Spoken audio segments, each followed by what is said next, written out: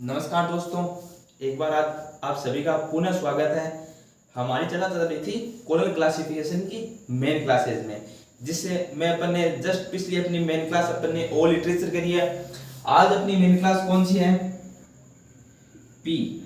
कौन सी main class है ये? आज अपनी मेन क्लास है पी। ये है लिंग्विस्टिक यानी भाषा विज्ञान।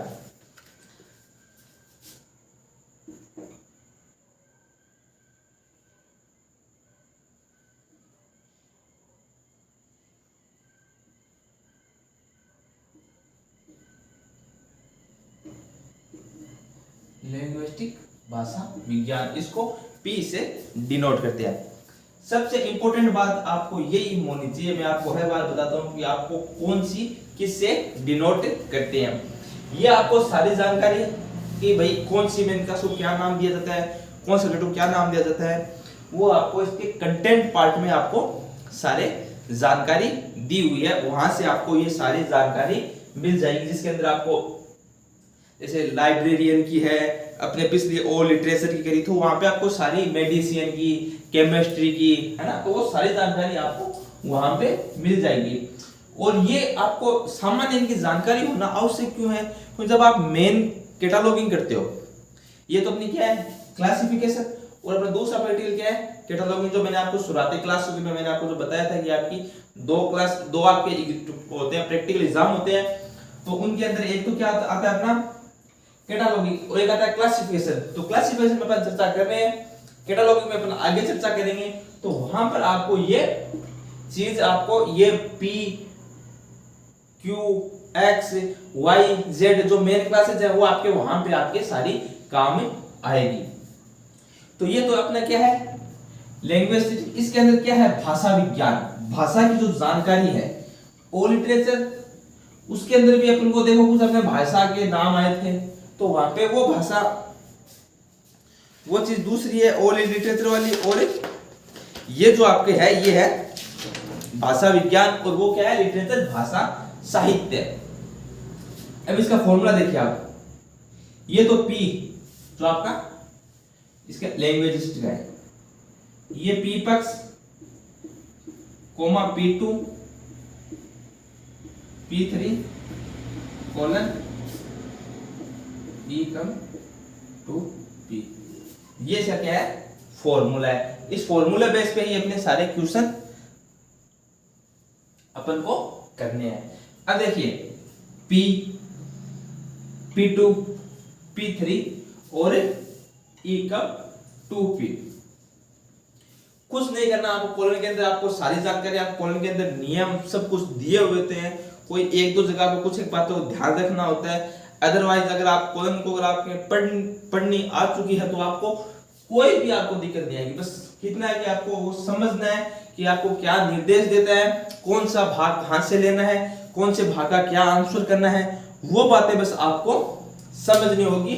उसके बाद में ये एकदम सामान्य सी सारी बातें हैं। अब देखिए ये जो इसका पी पक्ष है ना, पी पक्ष ये क्या है भाषा, क्या है भाषा यानी लैंग्वेज। लैंग्वेज तो अपन को वो कहां पे दी हुई है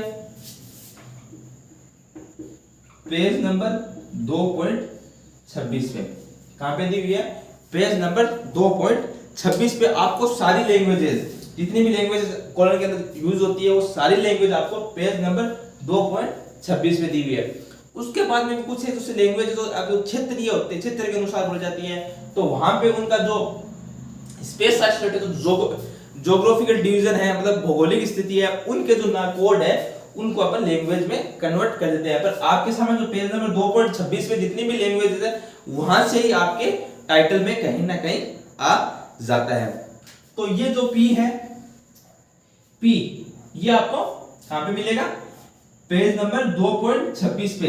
ये वहां पे क्या हुआ है LI यानी लैंग्वेज आइसोलेट, आपको वहां पे लैंग्वेज आइसोलेट दिए हुए हैं। उसके बाद देखिए P आपकी कोलन के अंदर, कोलन के अंदर ये जो P2 है वो कोलन के अंदर इसमें आपके 9A 9B 9D और 9J, उसके बाद में A स्ट्रिंग, ये आपके P2 दिए हुए, क्या दिए हुए? P2, ये आपके क्या दिए हुए? P2। उसके बाद देखिए जस्ट इसके नीचे लिखा हुआ है P2 के बाद में फोन साइन इन P और P2 टोकन टुगेदर। फिर आपके नीचे आपके ये P और P2 साथ में दिए हुए हैं। मतलब कि अगर आपको कोई वर्ड मिल जाए जिसका P और P2 अलग अलग हो, यानी भाषा आ जाए और P2 के जो ये 4 वर्ड है, जैसे आपको मिल जाए लैंग्वेज डायलेक्ट, लैंग्वेज डायलेक्ट, तो आप उसका क्या करोगे? आप जब इसमें अपने देखोगे लैंग्वेज डायलेक्ट, यानी कोई एक आपको लैंग्वेज मिल जाए, कौन सी भी लैंग्वेज, जैसे इंग्लिश, हिंदी, है ना, कुछ भी एक आपको लैंग्वेज मिल जाती है। एक अपन टाइटल देखते हैं,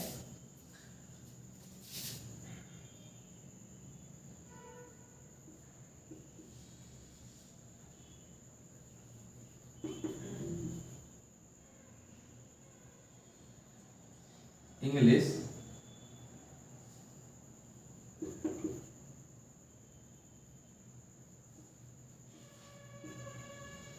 डायलेक्ट, इंग्लिश डायलेक्ट। अब देखिए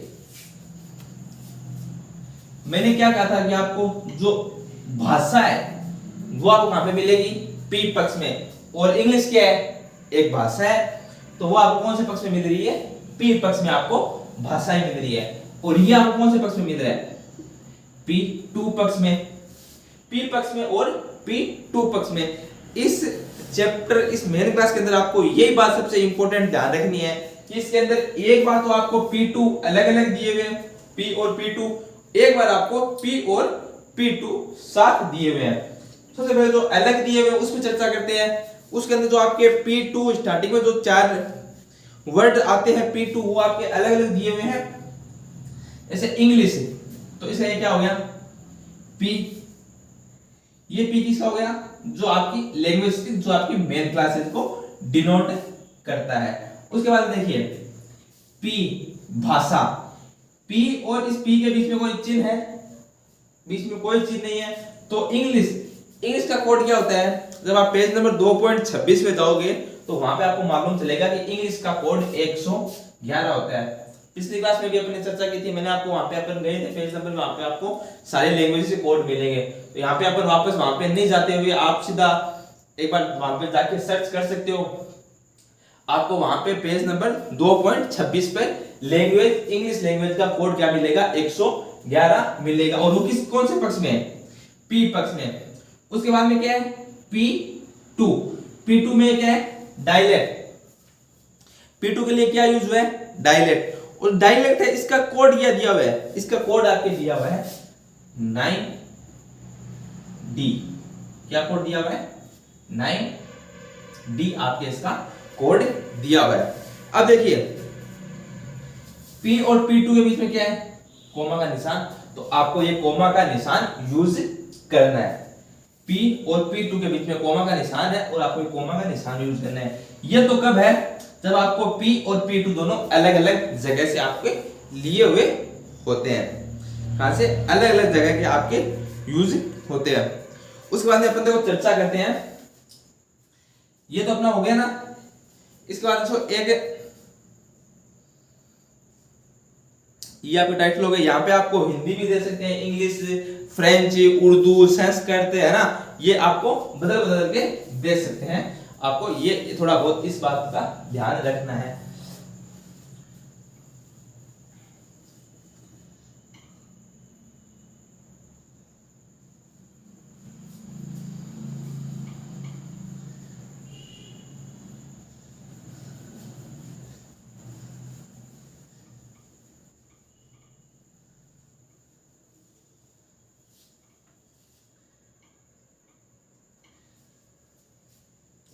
अब देखिए जो आपके सबसे ऊपर ऊपर फोन साइन इन P2, उसके 4 वर्ड 5 वर्ड छोड़ के नीचे लिखा हुआ है फोन साइन इन P2 और P2, P3, P2, P3।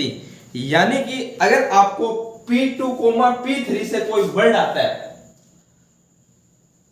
Coma P2 P3 से वर्ड आता है, तो वहां पे आपको यहाँ पे कहने का मतलब क्या है कि देखो इसके अंदर सबसे पहले old English, middle English, modern English है ना, ओल्ड ग्राम, मिडिल ग्राम है ना, ओल्ड स्वीडन है, मॉडर्न स्वीडन है, नॉर्थ है ना, ये सारी language, old French, middle French, old English, तो ये सारी आपको लैंग्वेज दी हुई है ना। तो यहाँ पे आपको क्या है लैंग्वेज, और पी पक्ष में क्या है लैंग्वेज, और ये P2 ये इनकी स्थिति है ओल्ड, मिडिल और मॉडर्न, ओल्ड, मिडिल और मॉडर्न। यहाँ पे जो A E J D E J D J D J J A ये F है, ये आपको कहां से लिए गए हैं, ये आपके लिए गए हैं टाइम आइसोलेट से। वहां पे जैसे D है तो ओल्ड D है, तो D आपको वहां पे अपन जब टाइम आइसोलेट में जाएंगे पेज नंबर 2.7 पर, तो D क्या है 1 से लेके 999 तक AD तक, यहाँ पे क्या है यहाँ पे ओल्ड इंग्लिश, D के टाइम में यहाँ पे ओल्ड इंग्लिश, तो यहाँ पे जो D दिए हुए हैं, जो आपके ये आगे वर्ड जो P2 के जो वर्ड दिए हुए हैं वो उनके टाइम को भी डिनोट करता है। उसके बाद में ये देख लो यहाँ पे आप जब आपको मैं जैसे टाइटल अपन देखते हैं ओल्ड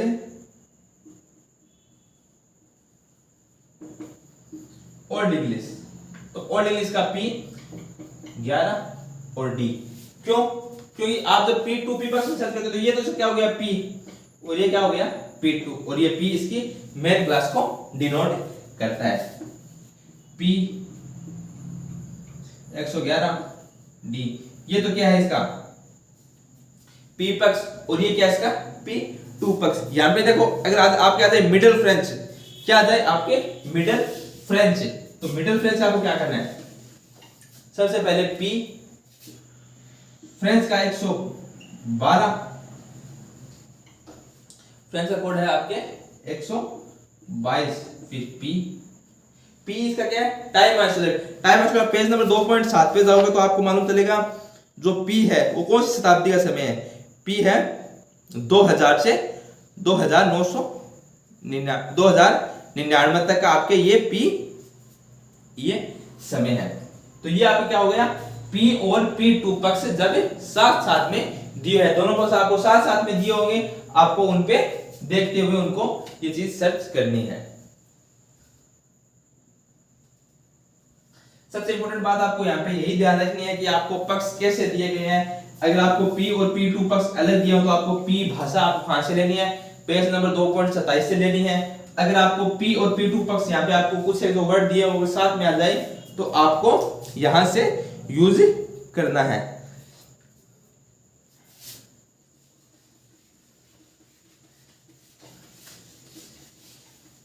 एक मैंने आपको रूल बताया था स्टार्टिंग क्लास में, मैंने एक दो बार आपको एक रूल बताया था कि आपको कई बार क्या होता है कौन सा पक्ष नहीं दिया होता है, जैसे P पक्ष नहीं दिया होता है तो आपको P पक्ष को आप छोड़ दोगे।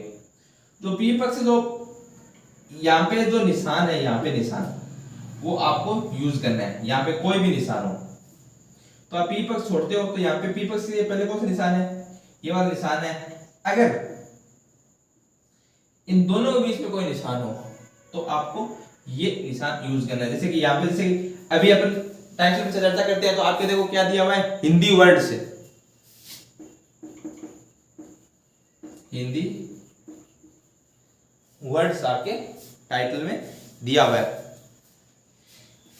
P अपनी मेन क्लास हिंदी है वो आपको कहां पे मिलेगा 152 पे, पेज नंबर 2.26 पे आप देखोगे तो आपको 152 में आपको क्या मिलेगा हिंदी मिलेगा, हिंदी का आपको कोड दिया हुआ वहां पे 152। P पक्ष में आपको ये जानकारी मिलेगी।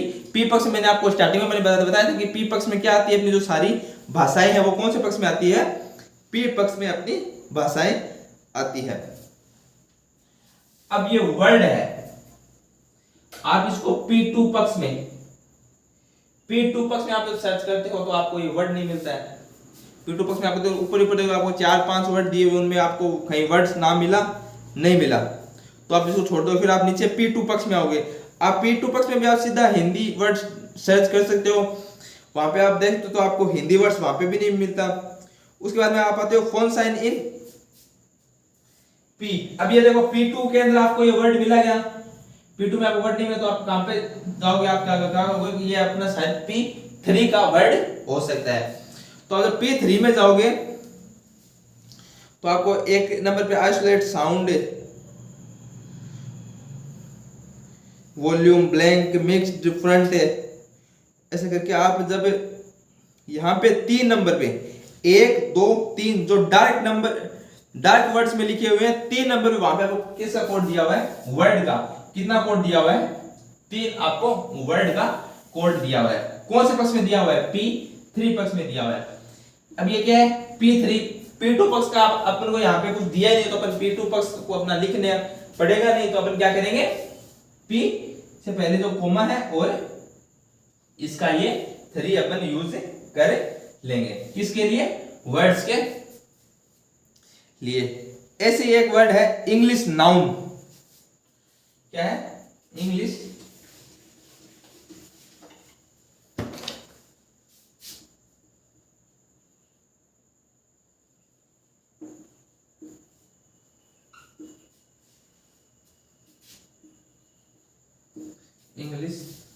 नाउन्स।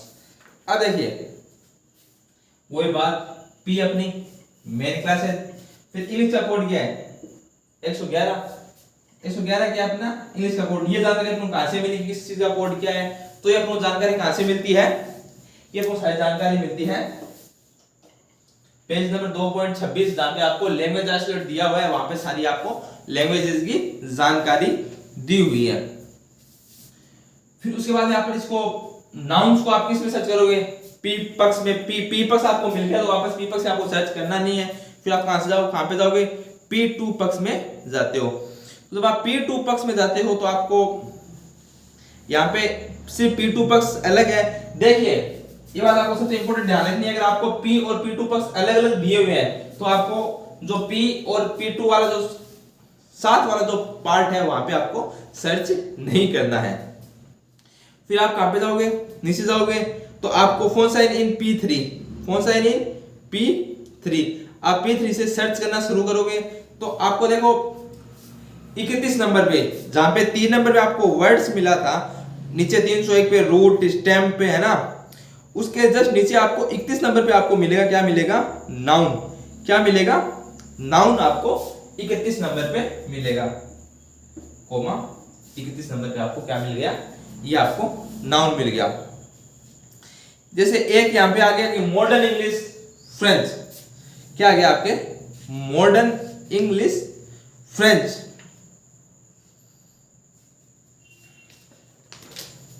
हम टाइटल पे चर्चा करते हैं। इसके अंदर आपके P2 और P3 तीनों पक्ष आते हैं।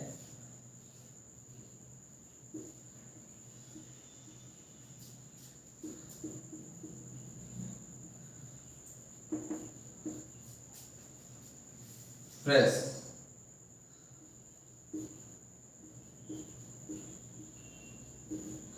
Modern English fresh. अब देखिए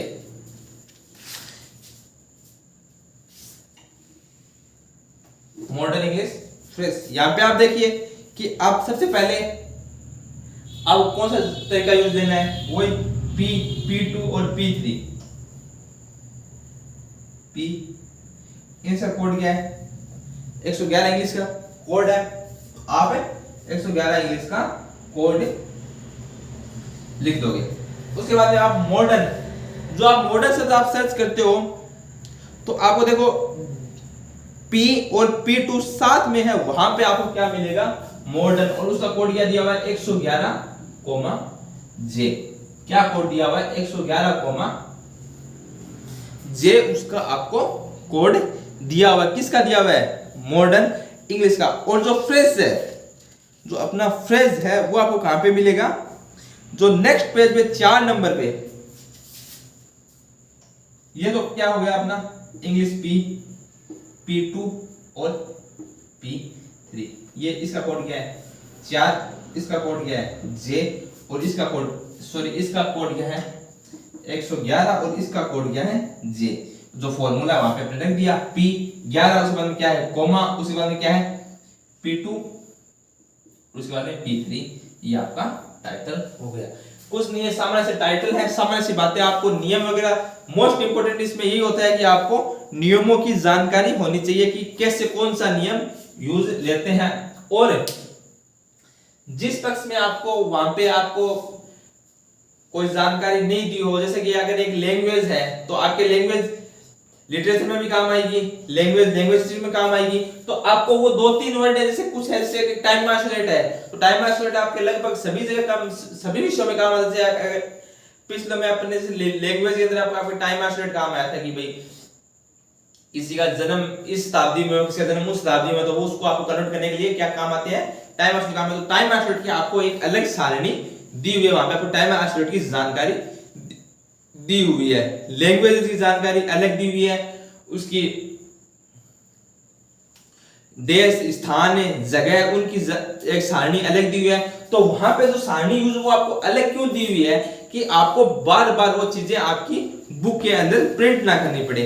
अगर इसी बुक के अंदर अगर आपको 5 बार आपको अगर टाइम मार्शलेट दिया जाए, हर आपको मेन क्लास में टाइम मार्शलेट दिया जाए, हर मेन क्लास में जिस मेन क्लास में आपके यूज होता है वहां पे आपको समय दिया जाए, आपको जिस मेन क्लास में आपकी जगह का नाम यूज होता है वहां पे आपको बार बार जगह दी जाए, तो आपकी ये किताब बहुत मोटी हो जाएगी।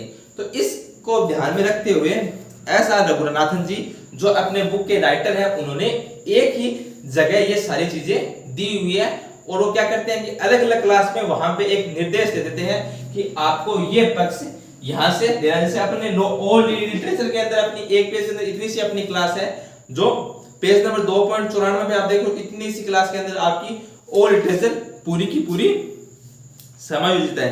वहां पे आपको क्या दिया हुआ है कि जो आपको पी पक्ष है वो आप क्या उसमें आपको निर्देश दे रहा है। अगर वहीं पे अगर आपको सारे बात उसमें पेज पे प्रिंट होती तो आपकी वो ऑल लिटरेचर की मेन क्लास और भी बड़ी हो सकती थी।